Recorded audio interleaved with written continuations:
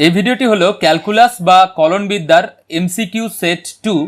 এখানে কলনবিদ্যার মোট 10টি এমসিকিউ সম্পর্কে আমরা আলোচনা করব। কোয়েশ্চেন নাম্বার 1, ইন্টিগ্রেশন -a থেকে a x into e to the power x to the power 4 by 1 plus x square dx. এখানে এই ধরনের লিমিট অর্থাৎ -a থেকে a এর জন্য আমাদের কাছে একটি রেজাল্ট রয়েছে যে -a থেকে a fx dx এর মান শূন্য হয়ে যায় যখন অপেক্ষকটি একটি অযুগ্ম অপেক্ষক হয়, অর্থাৎ f অফ -x এর মান হয়ে যায় f অফ x। আর তাই এখানে আমরা এই অপেক্ষকটিকে f অফ x ধরে নিয়ে f অফ -x বের করব। এখানে f অফ -x হবে x এর জায়গায় -x বসাবো, তাই -x e to the power -x whole to the power 4 by 1 plus -x whole square, যা হলো -x into e to the power x to the power 4 by 1 plus x square, যা হলো minus of f of x। আর যেহেতু অপেক্ষকটি একটি অযুগ্ম অপেক্ষক হয়ে গেল, তাই এই ইন্টিগ্রেশনটির মান আমরা ডাইরেক্ট বলতে পারি হবে 0।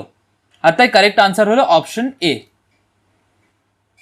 Question number 2, 1 plus dy dx whole square whole to the power 5/2 equals to d3y dx3।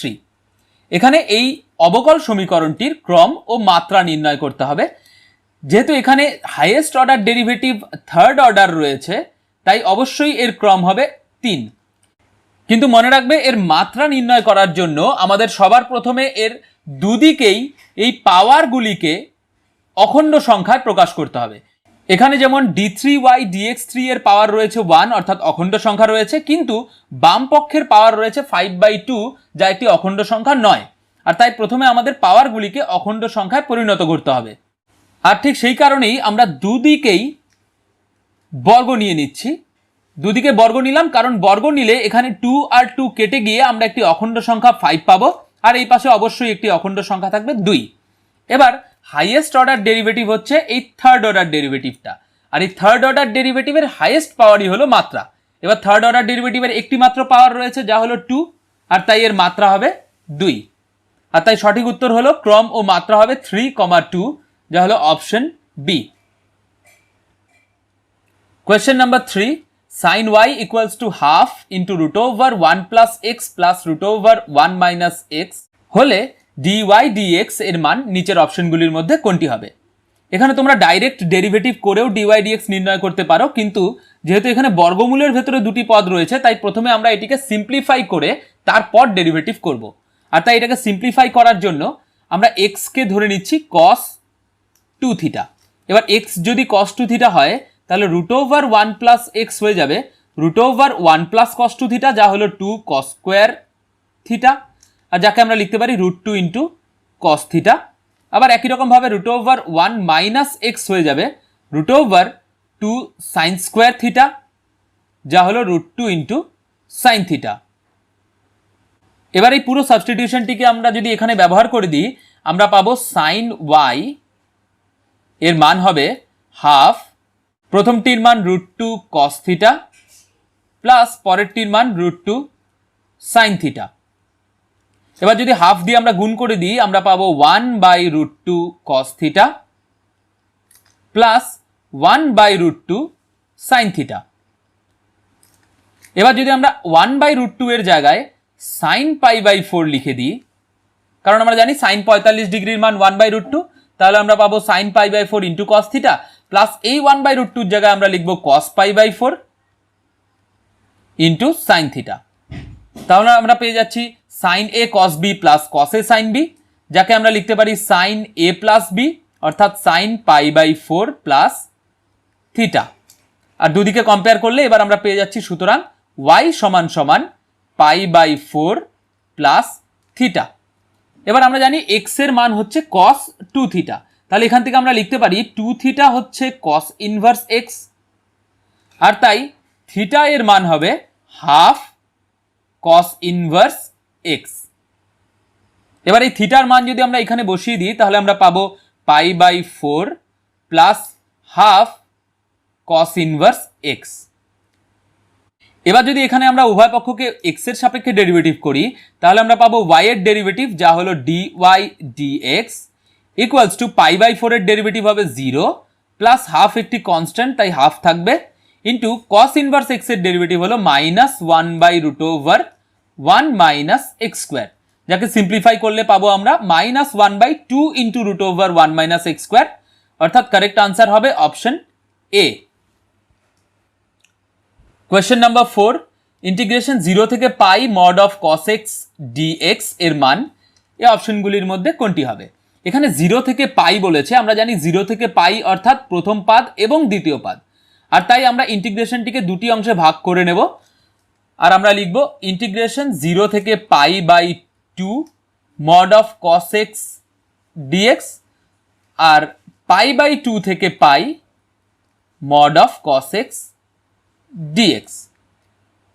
আবার আমরা জানি 0 থেকে π/2 অর্থাৎ প্রথম পাদে cos x ধনাত্মক হয়, আবার x ধনাত্মক হলে আমরা জানি mod x এর মান হয় x, তাই প্রথম ইন্টিগ্রেশনটির জন্য mod অফ cos x এর মান হয়ে যাবে cos x। আবার দ্বিতীয় ইন্টিগ্রেশনটিতে আমাদের লিমিট রয়েছে π/2 থেকে পাই অর্থাৎ দ্বিতীয় পাদে, আর আমরা জানি দ্বিতীয় পাদে cos ঋণাত্মক, আবার x যদি ঋণাত্মক হয় আমরা জানি mod x হয়ে যায় -x। এবার যেহেতু cos x ঋণাত্মক তাই এটা হয়ে যাবে minus of cos x dx। এবার যদি আমরা ইন্টিগ্রেশন করে দিই আমরা পাবো cos x এর ইন্টিগ্রেশন হলো sin x, আর পাওয়ার রয়েছে 0 থেকে π/2, আর এদিকে plus minus minus cos x এর ইন্টিগ্রেশন হলো sin x, আর পাওয়ার রয়েছে π/2 থেকে পাই।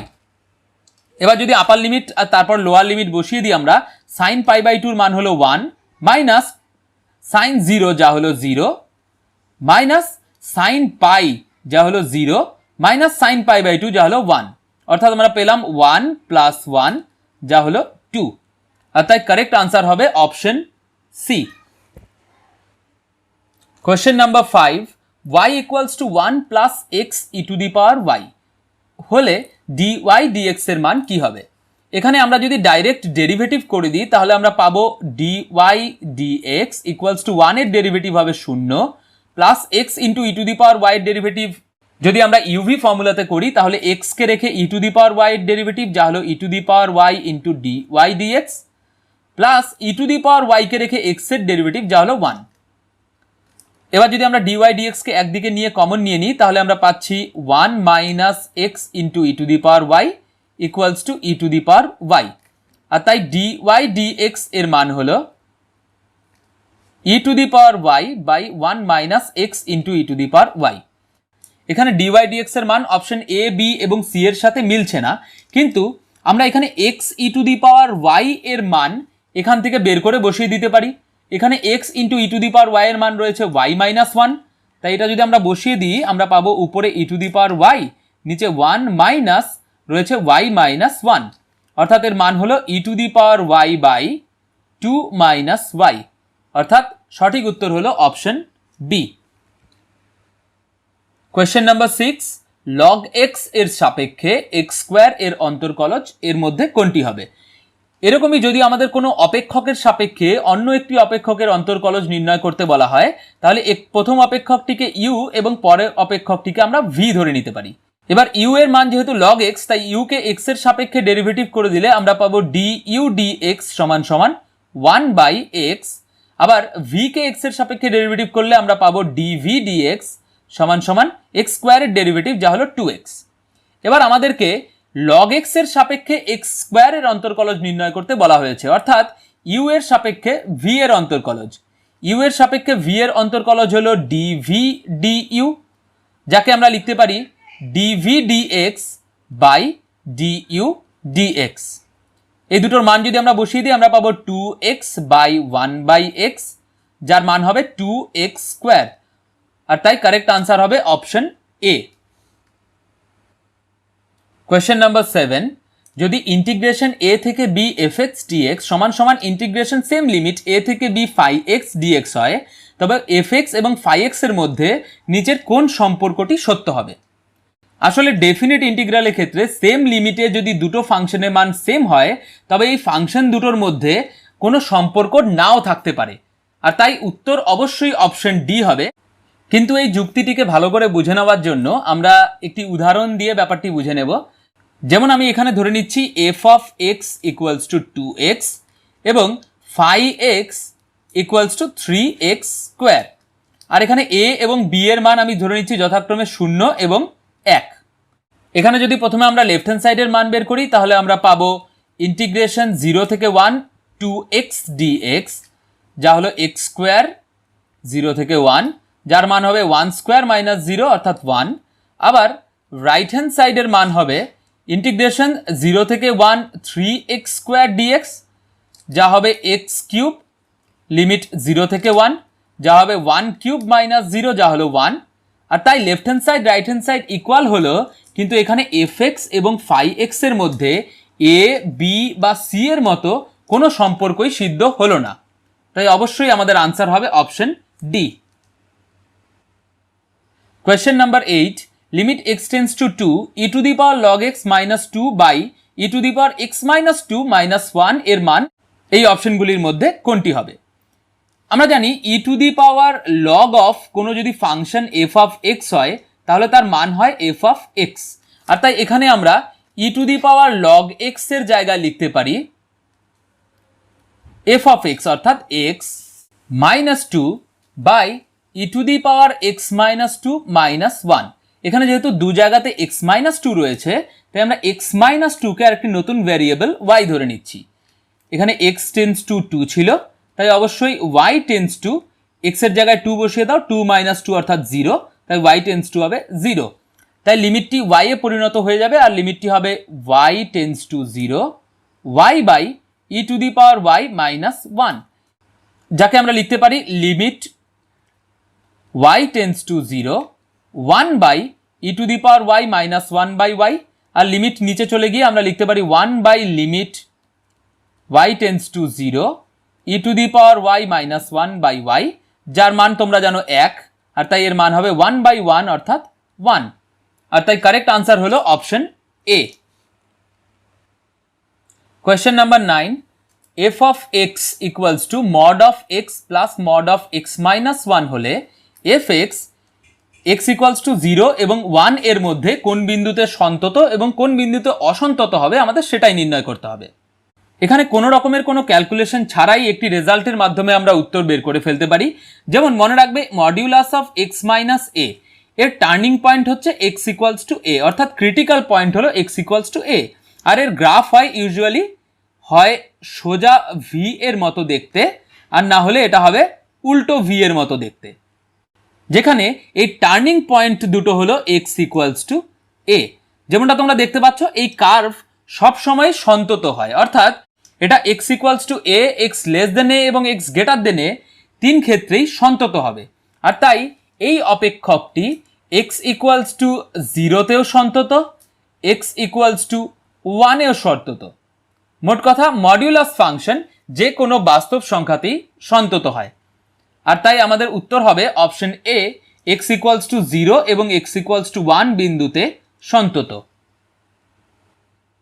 Question number 10, e to the power x minus y dx plus e to the power y minus x dy equals to 0 এই অবকল সমীকরণটির সমাধান নিচের অপশনগুলির মধ্যে কোনটি হবে? এখানে অবকল সমীকরণটিকে আমরা তুলে নিচ্ছি e to the power x minus y, যাকে আমরা লিখতে পারি e to the power x by e to the power y dx, আর এই টার্মটিকে যদি আমরা ডান দিকে নিয়ে যাই আমরা পাবো minus e to the power y by e to the power x dy। একে বজ্রগুণ করলে অর্থাৎ আমরা যদি x এর টার্মগুলো dx এর সাথে আর y এর টার্মগুলো dy এর সাথে নিই তাহলে আমরা পাবো e to the power 2x dx equals to minus e to the power 2y dy, যাকে একদিকে আনলে আমরা পাবো e to the power 2x dx plus e to the power 2y dy equals to 0। এবার উভয় পক্ষে আমরা সমাকলন নিলে পাবো e to the power 2x এর ইন্টিগ্রেশন হলো e to the power 2x by 2 plus e to the power 2y এর ইন্টিগ্রেশন হবে e to the power 2y by 2 equals to সমাকল ধ্রুবককে আমরা লিখে দিতে পারি c বাই 2। এবার দুই লসাগু নিয়ে যদি আমরা দুই দিকে 2 2 কেটে দিই তাহলে আমরা পাবো e to the power 2x plus e to the power 2y equals to c, আর তাই কারেক্ট আনসার হবে অপশন বি।